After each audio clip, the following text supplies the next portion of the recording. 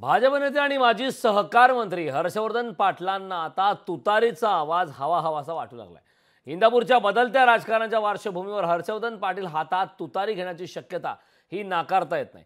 तुर्तास पाटलांनी सगळ्या शक्यता फेटाळल्या असल्या तरी तुतारीचा आवाज त्यांना गोड वाटू लागलाय हे मात्र निश्चित।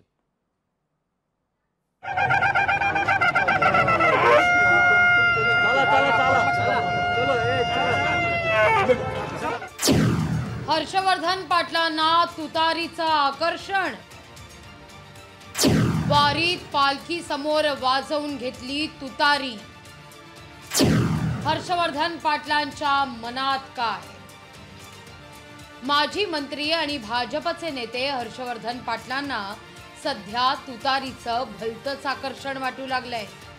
इंदापुरात तुकोबांच्या पालखीत सहभागी झालेल्या हर्षवर्धन पाटलांनी तुतारी वाजवण्याचा आग्रह धरला।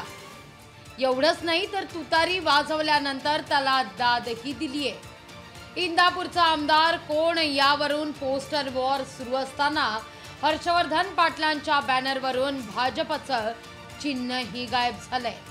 शरद पवार किंगमेकर असल्यानं हर्षवर्धन पाटील हाती तुतारी घेणार का या संदर्भात उत्सुकता निर्माण झाली आहे। हर्षवर्धन पाटलांनी मात्र तुतारीची आवड आहे पण त्या संदर्भात गैरसमज नको असं सांगितलंय। इथे सुद्धा आता तुतारी तुमच्या समोर वाजवण्यात आलेली आहे, त्यामुळे एक गडबड आणि एक संभ्रम आहे। काय संभ्रम वगैरे तसं काही नाहीये। शेवटी अजून निवडणुका घोषित व्हायच्यात आणि तसं काही नाही। शेवटी हा प्रत्येक कार्यकर्त्याचा आता बॅनर काय कोणाची कुणी बॅनर लावतं किंवा कदाचित कुणी न नाव टाकताही बॅनर टाकतं, त्यामुळे बॅनरचा काय विषय महत्वाचा।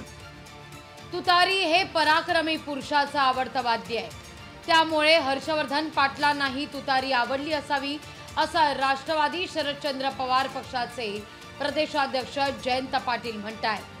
पण हर्षवर्धन पाटलांशी अशा प्रकारची कोणतीही चर्चा झाली नसल्याचं जयंत पाटील यांनी स्पष्ट केलंय।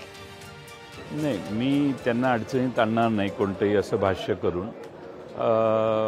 त्या बाबतीत मला काही माहिती नाही आहे किंवा त्यांचा माझा संपर्कही नाही आहे, त्यामुळे त्याच्यावर अन्याय करणारं कोणतंही विधान करणं योग्य नाही। इंदापूरमध्ये महायुतीचा उमेदवार कोण यावर सगळी गणितं ठरणार आहेत। शरद पवार इंदापूर संदर्भात वेट अँड वॉचच्या भूमिकेत राहणार आहेत। परिस्थिती आलीच तर हर्षवर्धन पाटलांच्या हाती तुतारी दिसली तर नवल वाटू नये।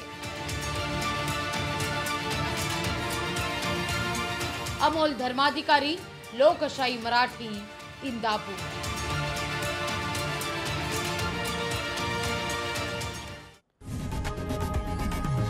लोकशाही मराठी ऐका, पहा, जागरूक रहा।